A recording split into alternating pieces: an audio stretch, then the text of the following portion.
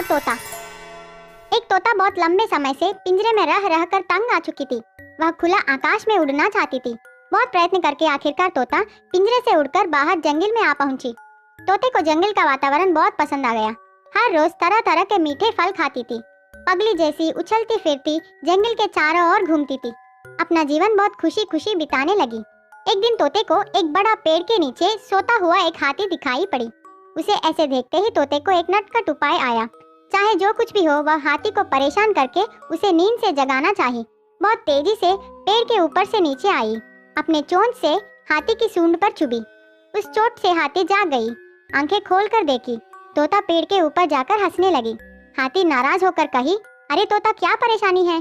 तोता ने जवाब दी, मजाक है मेरे दोस्त। हंसने लगी। हाथी को कुछ फर्क नहीं पड़ा। आंखें बंद करके फिर से सो गई। कुछ देर बाद तोता फिर से नीचे हाथी के पास आकर दोबारा उसको परेशान की और तुरंत वहां से उड़कर पेड़ के ऊपर चली गई। हाथी गुस्से से चिल्लाई, अरे तू फिर से आ गई? क्या कुछ काम नहीं है क्या? लेकिन तोते को यह बहुत मजाक लगा। बार बार ऐसी शरारतें करने लगी। हाथी तंग आ चुकी थी। कुछ करना नहीं चाहा। वहां से उठकर चली गई। तोते को और मजा आ गया। फिर से एक और बार तेजी से जाकर हाथी को अपने चोंच से चुभी। हाथी क्रोधित हो गई। कुछ ना कुछ तो करके उस तोते को सबक सिखाने का निर्णय ली। हाथी एक तालाब के पास गई। अपने सिर को छोड़ बाकी का पूरा शरीर पानी में डुबाई।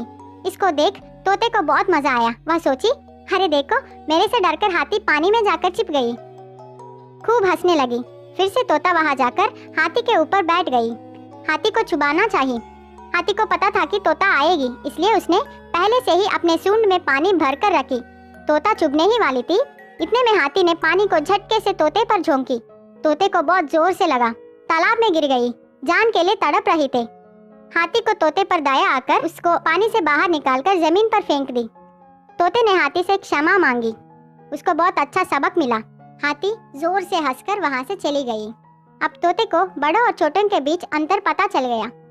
सीख, मजाक करने का भी एक हद होती है। उसे जानकर व्यवहार करनी है। दूसरों के द्वारा तुम आदर चाहते हो तो पहले दूसरों का आदर करो।